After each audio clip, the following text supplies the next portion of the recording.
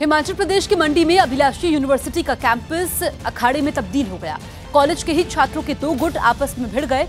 बताया गया कि यूनिवर्सिटी कैंपस के बाहर दोनों गुटों में तनातनी हुई थी,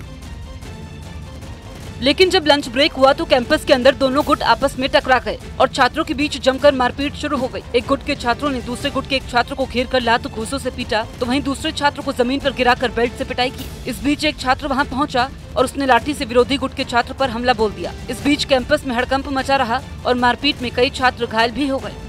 चुनाव से पहले बीजेपी और शिवसेना के बीच बात बन गई और दोनों पार्टियों ने साथ मिलकर चुनाव लड़ने का ऐलान कर दिया। मुंबई में अमित शाह और उद्धव ठाकरे की मुलाकात हुई। इस बैठक में महाराष्ट्र के मुख्यमंत्री देवेंद्र फडणवीस भी शामिल हुए, जिसके बाद दोनों पार्टियों ने एक प्रेस कॉन्फ्रेंस की और विक्ट्री साइन दिखाते हुए राष्ट्र हित में एक साथ चुनाव लड़ने का ऐलान कर दिया। देश हित में और समाज हित में हम लोग फिर एक बार साथ में इन आह्वानों को और इन चैलेंजेस को स्वीकारें। भारतीय जनता पार्टी शिवसेना लोकसभा और विधानसभा दोनों चुनाव साथ में लड़ेगी।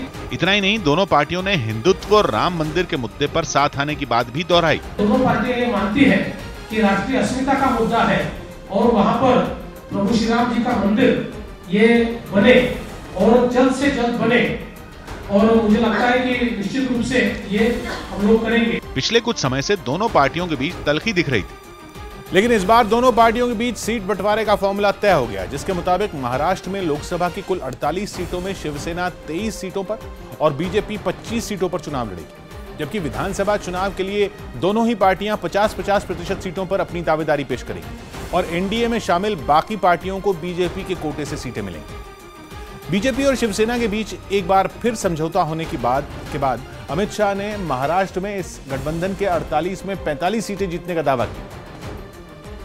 जहां तक महाराष्ट्र का सवाल है, कुछ दिन पहले मैंने पुणे में एक आंकड़ा कहा था, मैं रिपीट करना चाहता हूं।